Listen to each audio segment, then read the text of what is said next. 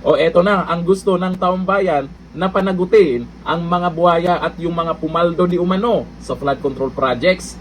Inirekomenda na ng ICI at DPWH na kasuhan ng plunder si Martin Romualdez or dating Speaker Martin Romualdez at si Saldico.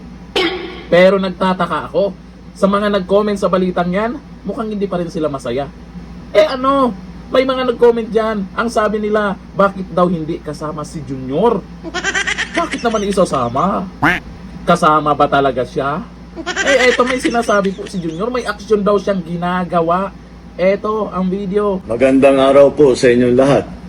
Kagaya ng aking nasabi nung nakaraang report ko, ay patuloy ang pagre-report ko sa taong bayan tungkol sa mga kaso at saka sa mga impormasyon na nakukuha natin tungkol sa mga flood control project na hindi maganda.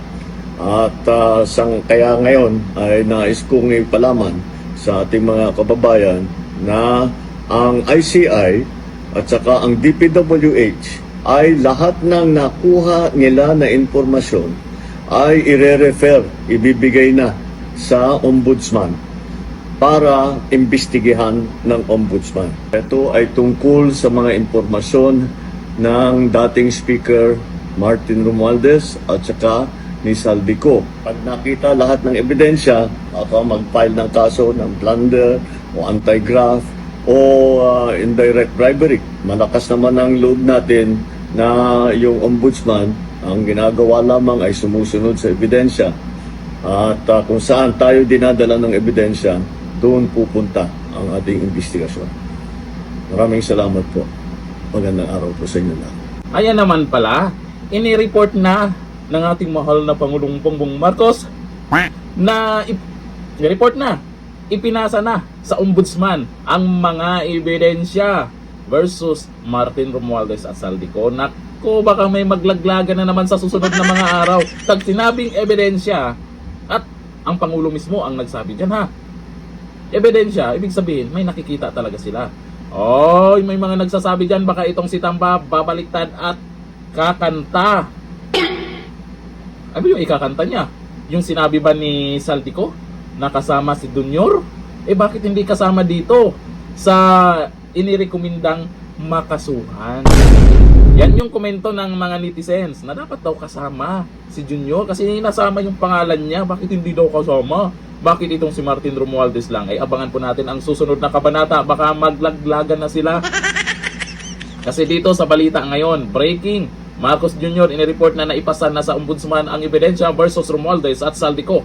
Sa kabila ng pasabog ni Saldico na idinadawit ang Pangulo sa 100 billion budget insertion, naglabas ng report si Pangulong Marcos Jr. Yan po yung napanood nating video kung saan opisyal niyang inanunsyo na ang mga nakalap na impormasyon ng ICI at DPWH tungkol sa irregularidad sa flood control projects ay formal nang isinumite sa ombudsman para sa investigasyon. Sa kanyang mensahe, direkta niyang binanggit ang pangalan ni na dating Speaker Martin Romualdez at dating Ako Bicol Representative Saldico. O bakit walang Duterte dyan? Baka magagalit na naman yung mga loyalista nga at yung mga pink hindi na isama yung mga Duterte, di ba pinaimbestigahan sa Davao City?